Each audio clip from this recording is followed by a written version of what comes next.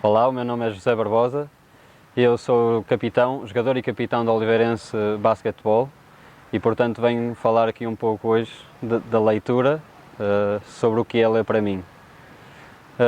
Em relação ao meu autor preferido, eu não consigo definir um autor preferido, até porque não sou um leitor assim tão assíduo quanto isso, mas posso nomear o Gonçalo Cadilho, que é basicamente um cronista de viagens, porque ele tem sido o autor da maior parte dos livros que eu tenho lido ultimamente, nos últimos tempos, e mesmo sendo um autor e mesmo sendo livros que se baseiam em crónicas de viagens, acaba por ser muito mais do que isso, e portanto vou nomear o Gonçalo Cadilho. Em relação a livros preferidos ou que me tenham marcado, e no seguimento do autor que eu nomeei anteriormente, eu não consegui escolher optar por um, portanto eu trouxe dois, que é 1 km de cada vez e a passagem para o horizonte do Gonçalo, e portanto são livros não que tenham sido decisivos na minha vida,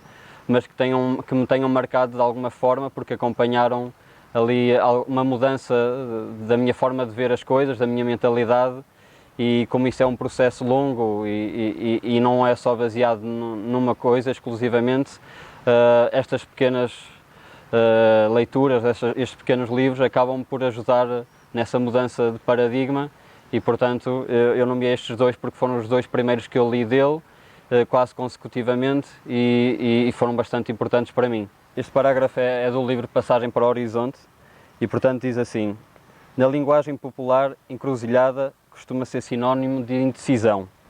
Nada mais errado, diz o Dicionário Universal da Língua Portuguesa. Encruzilhada é igual a sítio em que se encontram caminhos.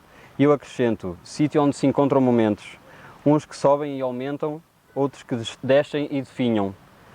Estou na encruzilhada em que o fulgor dos 20 se cruza com o autodomínio dos 60.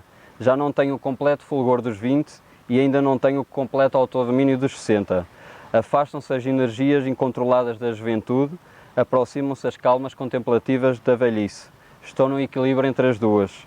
Fisicamente já não estou bom como era, mas estou muito melhor do que irei ser. Faço menos ondas, mas em cada onda faço o que quero. Quero o que posso e não anseio por mais. A paz dos sentidos, o controle das expectativas.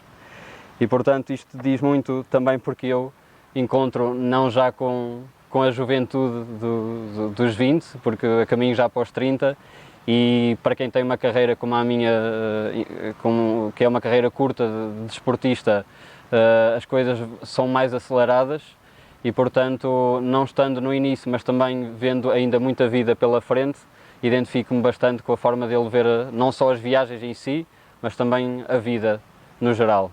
Para terminar, concluo com a frase e com a opinião sobre o que é ler. Ler para mim é, por muito estranho e engraçado que pareça, ler é enganoso, e dirijo-me especialmente para aqueles jovens, adolescentes, que se calhar o vício e o gosto pela leitura custa a pegar. A mim também me aconteceu isso, e portanto ler é enganoso, porque para um atleta de basquetebol ler é quase como correr. Nós vimos de uma pandemia, ou estamos a atravessar uma pandemia que é uma fase difícil, e vimos de um confinamento igualmente difícil, em que para um atleta, não só atleta, mas principalmente para um atleta, estar fechado em casa é quase uma prisão, e portanto fomos obrigados a fazer coisas diferentes, e uma delas a qual eu fui obrigado foi o correr simplesmente sem bola, sem driblar, sem um propósito, e ao início era aborrecido, era secante.